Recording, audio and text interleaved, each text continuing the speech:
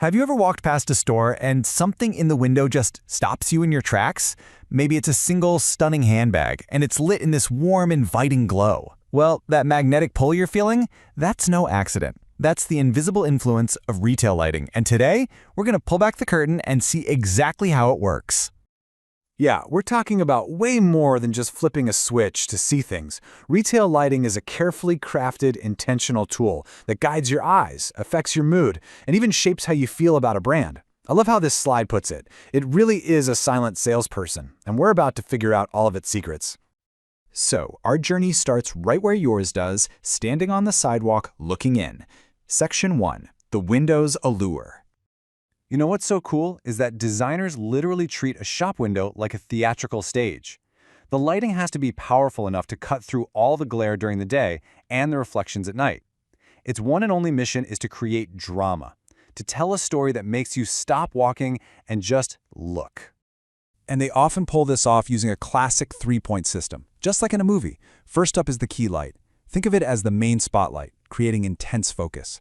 Then you've got the fill light, which comes in to soften any of those really harsh shadows. And finally, the backlight separates the whole display from the background, making it totally pop. Put them all together, and you get this captivating scene that just pulls you right in. Okay, so the window did its job, you're hooked, and you step inside. Now we're in Section 2, Crafting the Atmosphere. In here, the lighting's job totally shifts. It's all about setting the mood and communicating the brand's personality. And a huge piece of that puzzle is something called color temperature. A warm, kind of yellowish light, that's around 3000 Kelvin. Feels really cozy and luxurious, like a high-end jewelry store. Now contrast that with a cooler, bluer light, anything over 4000 Kelvin.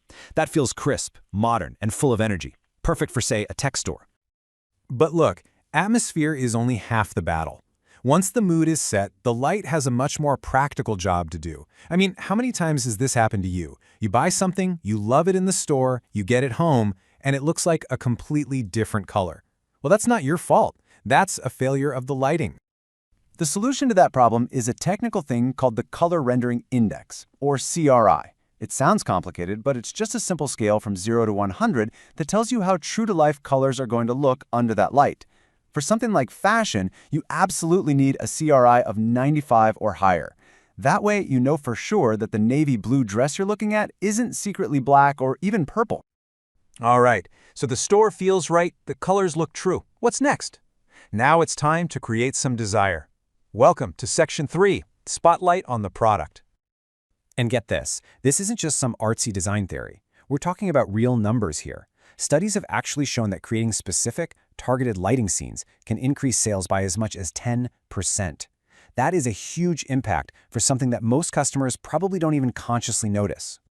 And here is a perfect example. Just look at how the light is focused specifically on the products themselves.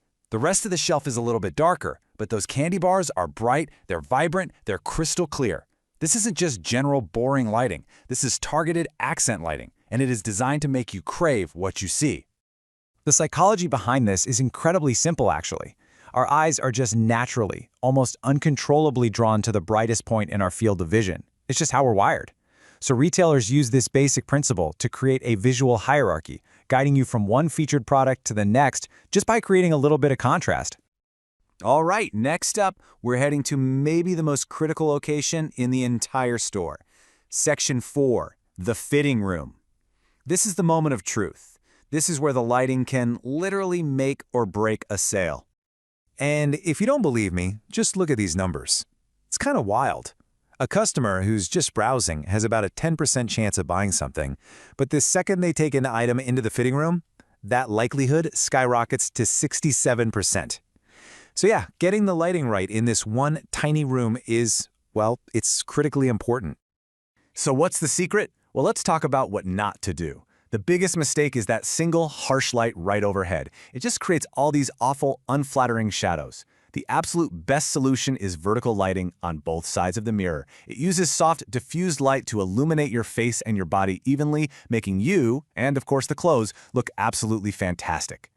So you see, pretty much every step of the customer's journey is shaped by light, but the benefits here go way beyond just one single purchase. When you get right down to it, good lighting is just good business.